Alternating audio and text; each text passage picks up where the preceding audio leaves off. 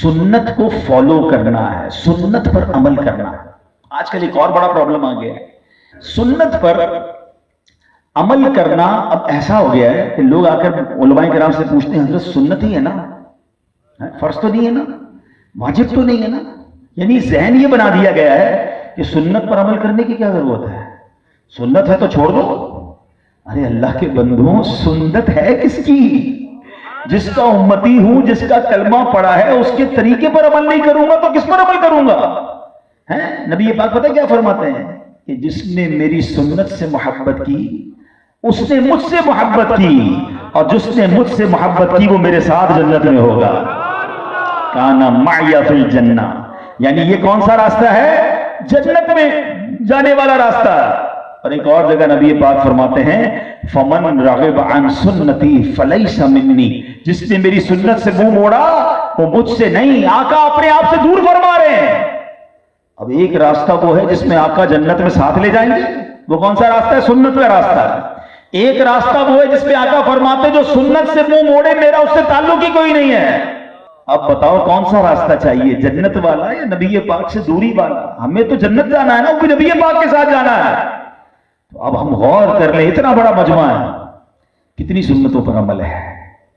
ایک اور عجیب بات بتاؤں، ٹائم نہیں ہے میرے پاس، میں نے ایک بار ایک پریکٹیکل کیا تھا، ایک مجمع بیٹھا تھا، میں نے کہا ذرا چلیں باری باری سنتیں بتائیں، تو لوگوں نے کھڑے ہو کر سنتیں بتانا شروع کی۔ اب میں آپ سے پوچھتا نہیں ہوں مگر مجھے پتا ہے آپ نے جواب کیا دینا ہے۔ اگر میں ادھر سے شروع کروں نا، علماء کو چھوڑ دیں، عوام سے میں بات کروں کہ بتائیے سنتیں کون کون سی یاد ہیں؟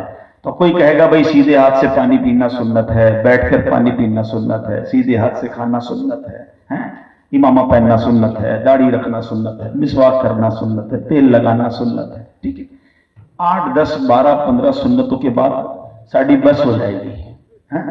ہمیں پتہ ہے سنتیں کون سی یاد ہیں؟ ہمیں سراپے کی سنتیں یاد ہیں، لباس کی سنتیں یاد ہیں۔ اچھی بات ہے، عمل کرنا ہے اس پر، مگر سچ بولنا سنت ہے، یہ پتا ہے؟ نرمی کرنا سنت ہے، یہ پتا ہے؟ پڑوسی کے حقوق پورے ادا کرنا ہے، یہ سنت ہے۔ قرضہ وقت پر لوٹانا ہے، یہ سنت ہے۔ وعدہ پورا کرنا ہے، یہ سنت ہے۔ ان سنتوں پر کون عمل کرے گا؟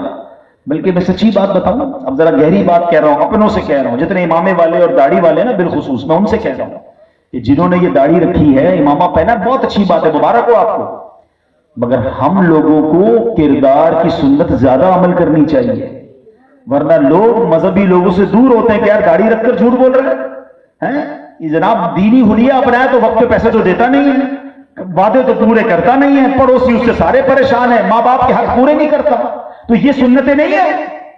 تو کردار کی سنتیں اپنائیے، لباس کی بھی اپنائیے، کردار کی بھی اپنائیے، کیونکہ نبی پاک علیہ الصلوۃ والسلام سبحان اللہ اگر ان کی سنتوں پر عمل کرنا ہے تو پھر ساری سنتوں پر عمل کرے نا۔